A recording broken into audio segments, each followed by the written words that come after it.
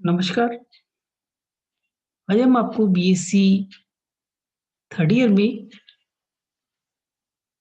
Prevention of water pollution के बारे में विस्तार से चर्चा करेंगे। और प्रिवेंशन ऑफ वाटर का अर्थ ये है कि पानी को पॉल्यूशन से बचाने के लिए क्या-क्या आप प्रयास कर सकते हैं अथवा जल प्रदूषण की रोकथाम के लिए किए जाने वाले प्रयासों के बारे में विस्तार से हम चर्चा करेंगे। जल प्रदूषण रोकने के लिए औद्योगिक इकाइयों से निकले अपशिष्ट जल को मुख्य जल स्रोतों में विसर्जन करने से रोकना चाहिए। इस जल का पुनः चक्रण करना चाहिए, जिसको रिसाइक्लिंग कहते हैं।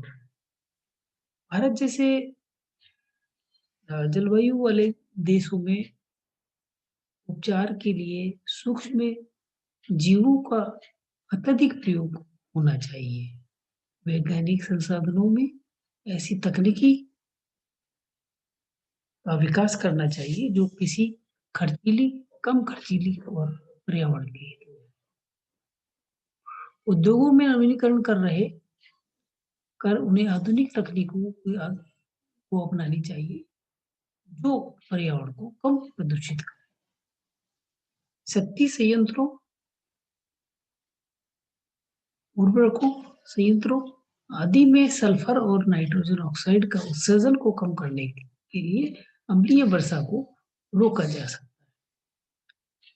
यह दो प्रकार की क्रिया से किया जा सकता है। पहले तो SO2 और NO2 के अंशों को हटाने के लिए चूने के रिसाव को फिल्टर किया जाना चाहिए तथा कोयला तापीय शक्ति स्टेशनों में कोयले के साथ चूने का उपयोग किया जाना चाहिए। तो जो कोयले में उपस्थित सल्फर के साथ क्रिया पर कैल्शियम सल्फेट बनता है। यह एक ठोस पदार्थ है। चमड़ा उद्योग में लेदर के बाल निकालने तथा उस नरम करने की क्रिया में प्रोटियस एंजाइम का उपयोग करना चाहिए। इस तकनीकी में कम जल की आवश्यकता होती है तथा सल्फेट, टैनिन, अमोनिया, क्रोमियम जैसे रसायन का कम उपयोग होता है।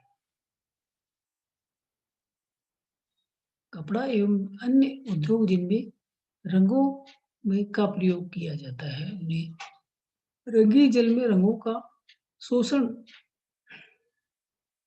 करने के लिए लिग्रीन का प्रयोग करना चाहिए, क्योंकि कागज के अपशिष्ट जल में बहुत बहुत पाया जाता है। खाद्य सामग्री बनाने वाले उद्योगों को सौर ऊर्जा की सहायता से अपशिष्टों का उपचार करना चाहिए। इस अपशिष्ट जल से मछली पालन और सिंगल सेल प्रोटीन का उत्पादन करना चाहिए तथा इसमें बने जल को सिंचाई के रूप में उपयोग में ले सकते हैं, लिया जाना चाहिए।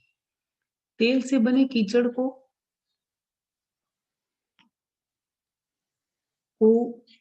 बायोरेडिएशन तकनीकी द्वारा साफ करना चाहिए। कीचड़ को मिट्टी के साथ मिलाकर उसकी आर्द्रता तापमान बनाए रखते हुए उनमें यूरिया और फास्फेट आदि मिलाकर उसे खाद के रूप में परिवर्तन करना चाहिए। कीटनाशकों का प्रयोग कर एकदम प्रतिबंधित लगाना चाहिए और कई देशों में तो यह पहले ही हो चुका है। इसके स्थान पर जैवनाशियों जैसे बैसिलस तथा ऐसे जीवाणु का प्रयोग करना चाहिए जो सिर्फ कीटाणु का नाश करे।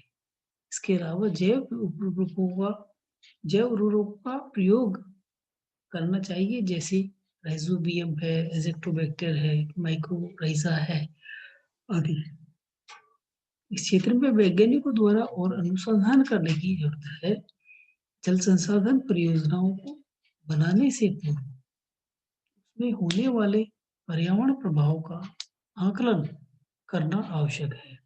जैव प्रौद्योगिकी और जेनेटिक इंजीनियरिंग द्वारा लोग ने अनेकों नई तकनीकों का उपयोग कर ऐसे सूक्ष्म जीवों का निर्माण करना चाहिए जो विषैले अपघटित पदार्थों को जल में अपघटित कर सके। जल प्रदूषण को रोकने के लिए हमारी केंद्र और राज्य सरकारें द्वारा जल प्रदूषण निवारण के लिए बनाए गए कानून को सख्ती से पालन करना चाहिए। विभिन्न वैज्ञानिक संस्थानों के माध्यम से जल प्रदूषण का उपचार करना चाहिए और आम जनता में जल प्रदूषण और उनके पड़ने वाले दुष्परिणामों के प्रति जागरूकता पैदा करनी चाहिए। जल प्रदूषण से हानियां। जल प्रदूषण के से जीव जंतु और वनस्पतियों में अनेकों हानियां होती है। घरेलू कचरे के प्रदूषित जल से हैजा, पीलिया, टाइफाइड, डायरिया आदि घातक बीमारियां फैलती है। शुद्ध पीने के पानी को छोड़ दूसरे तरह के माध्यम हैं जो रोग इन कारणों से फैलते हैं। सीवेज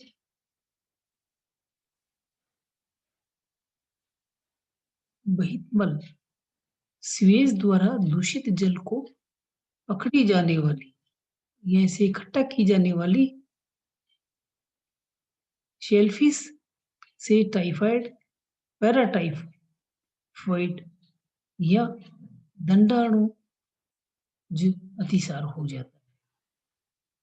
मानव उत्सर्जित अथवा मलमूत्र, बहिर्मल व अवमल स्लग्स से संपर्क में आकर दूषित होते हुए फलों और सब्जियों के माध्यम से टाइफाइड, पैराटाइफाइड, विभिन्न प्रकार के अतिसार, परजीवी कीड़े अथवा संक्रमण यकृत शोथ जिसको पीलिया कहते हैं हो जाता है। मानव मलमूत्र द्वारा दूषित किसी मिट्टी के संवर्ग कांटेक्ट में आने से हुकवर्म हो जाता है। दूषित जल में साफ किए बर्तनों में रखे गए दूध को संदूषित हो जाने पर टाइफाइड और दंडाणुज अतिसार हो जाता है। प्रदूषित जल में नहाने से और धोने से वाइल रोग और सिस्टोटोम बीमारी हो जाती है। जैसे राजस्थान के अस्पतालों में से निकले वाले बहिर्मल द्वारा सींचे गए चरागाहों के चारे वाली ऐसे इन्हीं कारणों से तपेदिक से पीड़ित हो जाती है और उनके दूध का सेवन करने से संक्रमण की एक श्रृंखला प्रारंभ हो जाती है। औद्योगिक कचरे में अनेकों विषैले रसायन और सूक्ष्म धातु कण होते हैं जो यकृत और गुर्दे और मानसिक संबंधी अनेकों रोगों में अतिरिक्त लेवा कैंसर रोग हो जाते हैं। इसे समझने के लिए जापान में 1973 की एक घटना का उदाहरण पर्याप्त है। चीसू कॉरपोरेशन नामक उद्योग की नलियों में बहता हुआ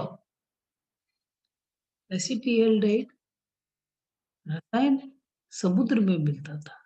प्रदूषित जल में रहने वाली मछलियों को भोजन के रूप में ग्रहण करने पर जापानी नागरिक सदैव के लिए अंधे, गूंगे, बहरे और अनेकों अकाल मृत्यु के शिकार हो। कृषि में उपयोग में आने वाले उर्वरकों से बच्चों में रक्त की घातक बीमारी नीचे मंगोलिनेबा हो जाती है। इससे ऑक्सीजन की कमी से बच्चा मर जाता है। टेक्सटाइल कपड़ा उद्योग में रजोडाई का उपयोग होता है, रजोडाई जिससे कैंसर हो जाता है।